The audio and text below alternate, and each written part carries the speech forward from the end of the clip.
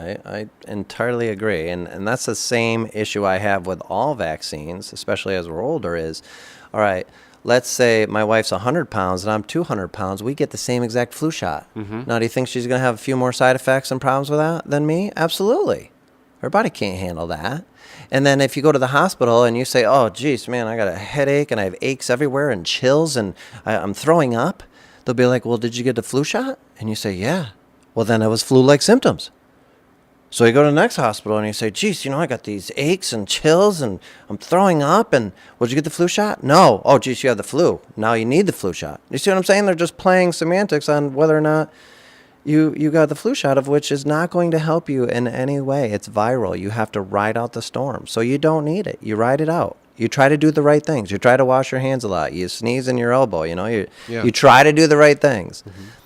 Can you get it? Absolutely. Well, it's amazing how much they'll push that. I was in 2012 in the hospital for unexpected surgery, and they asked me, "Do you want your pneumonia shot for the year? Do you want your flu shot? Do you you have to get your chickenpox shot again? Is that true? I something like that. Like we're recommending that you get it again." And I'm like, no, right?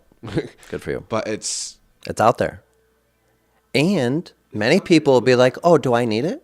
Oh, well, then I'll get it." Well, this was before I really even knew. Now, my wife and my mother-in-law, they know a whole lot more about this stuff and have probably since Elizabeth was a lot younger. But I'm sitting there like, well, maybe I should. And my wife's like, no. And I'm like, oh, okay, no, Sure. But I mean, now I know in the last year. Sure, because you've educated yourself. Absolutely. And I just think and so you go through some experiences. That's right. I agree. But I guess the whole point is, if you want to do it, then have at it. Just let's have a decision over it. Mm-hmm. Well, I think that pretty much wraps it up because we got to get going, and I know you got to get going too. So we thank you for your time. Absolutely, that was fun. And just to wrap things up, I'd like to ask, how often not just now or typically, but in the past, like when's the last time that you saw a doctor? Yes. Well, I guess you would have to call, my, I don't know. You're going to have to edit out a lot of ums there.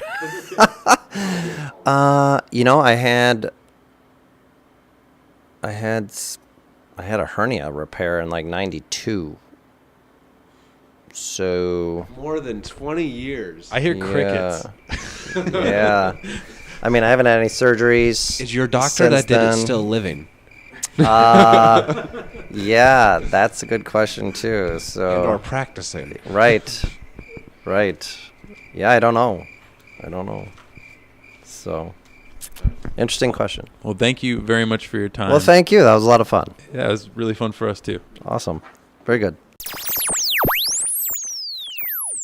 All right. Well, welcome back, everyone. What an episode. We had a couple things going for this time. First of all, this was the first episode we've ever recorded off-site. We were not here in our studio. And we were on a bit of a time constraint. Dr. Hilgood did do this with us on his lunch break, no doubt. But it was very good. We stuffed a lot in there in an hour, a lot of information. I'm going to have to go back and listen to it again to catch everything that we talked about. So, all right. Well, to wrap us up here, Sam's got a few things for us. And then I'm going to talk a little bit about my story with chiropractics and the benefits I've seen from it. Okay. So in the last few days, my mother-in-law came to visit my wife and I, and her sister came and her brother came, and her sister has all kinds of issues with numbness in her fingers, and she's been on all kinds of different drugs. I mean, I can't even remember all of them. There's like Zoloft, and I really can't remember. I think there are like 6 or 7 different types of drugs that she's been on over the last 6 months, because this is like a 6-month period here.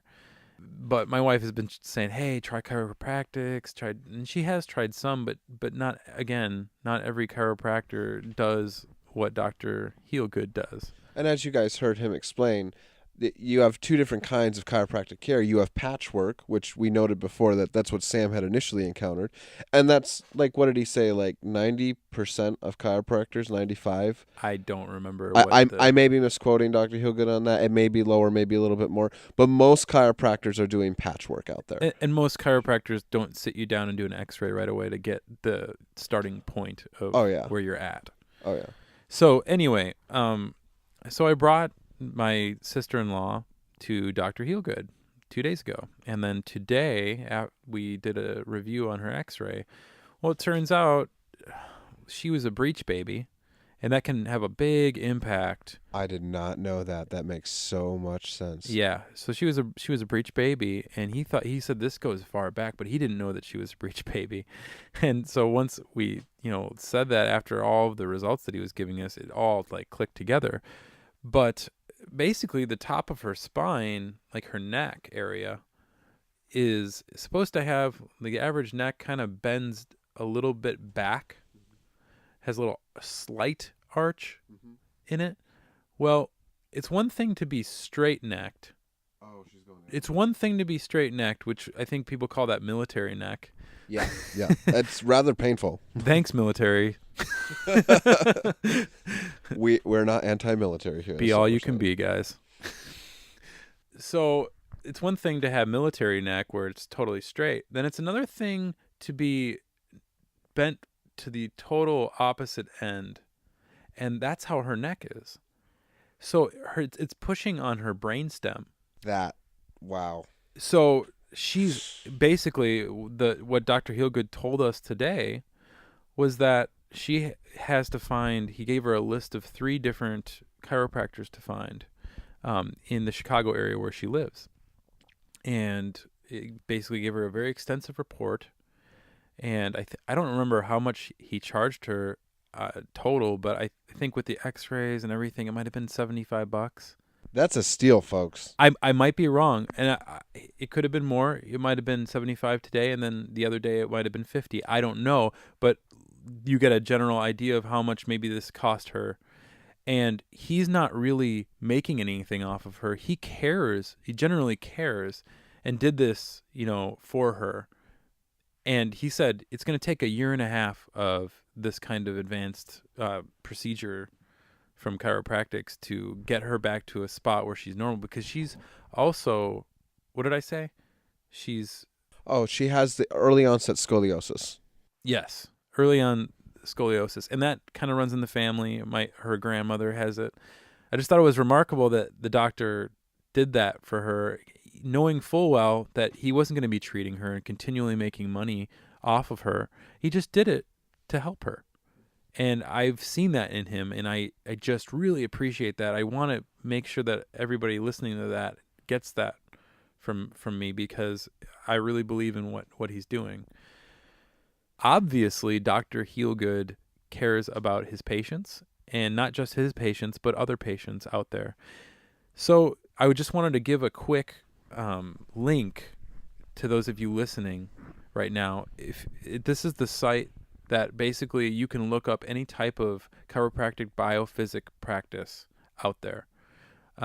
And I'll just give you the URL. It's idealspine.com. That's www.idealspine.com. And you can look up, all kinds of places in different areas. So if you are hurting and you'd like to try chiropractic biophysics, feel free to type that into your computer and figure it out, because I would highly recommend it. The last thing I'm going to leave you with, because Dan's going to give you his little rundown here of his experience with chiropractics, is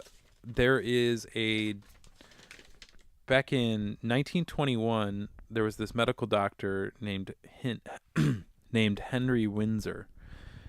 He basically figured out what we are talking about, which is chiropractic biophysics. Some basic things to understand here.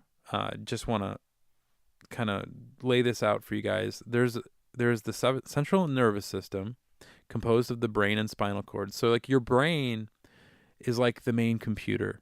Okay, it controls your body. Now your spine is like the power cable or cord. That's very important.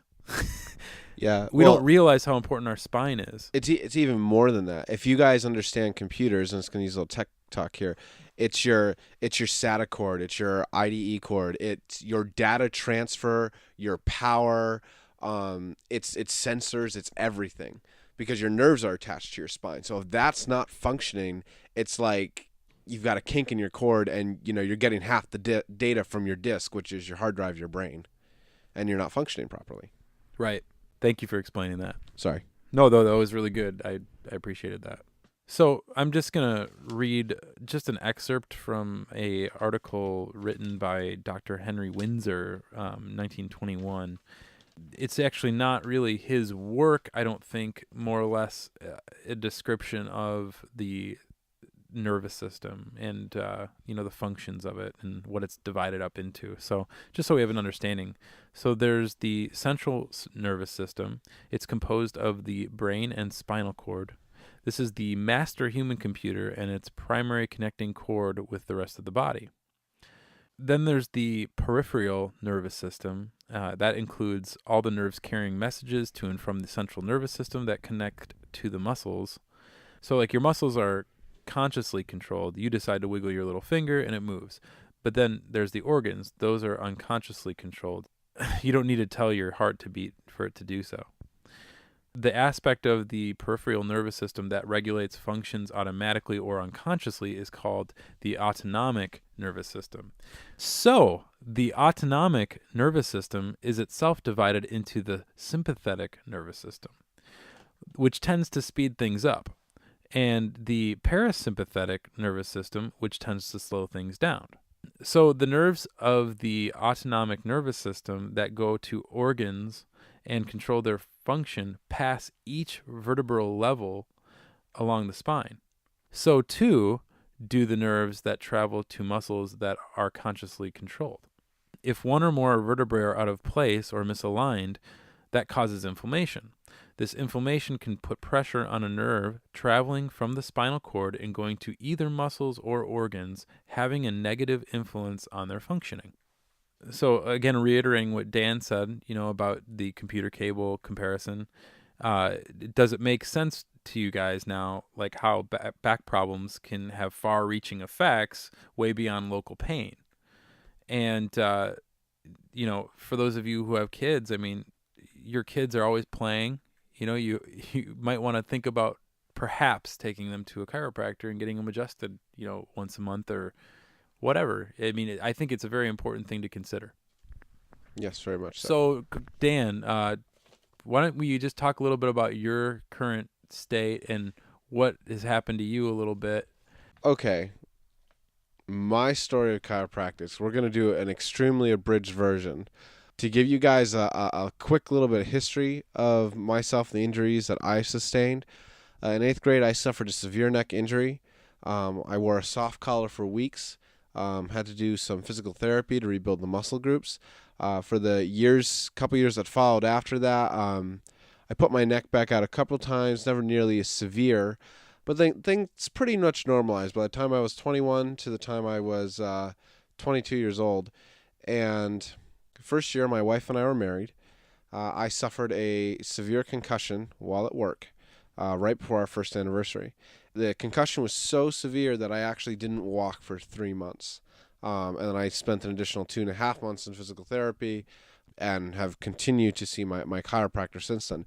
However, here's the story. You're going, okay, concussion, what does a chiropractor have to do with that?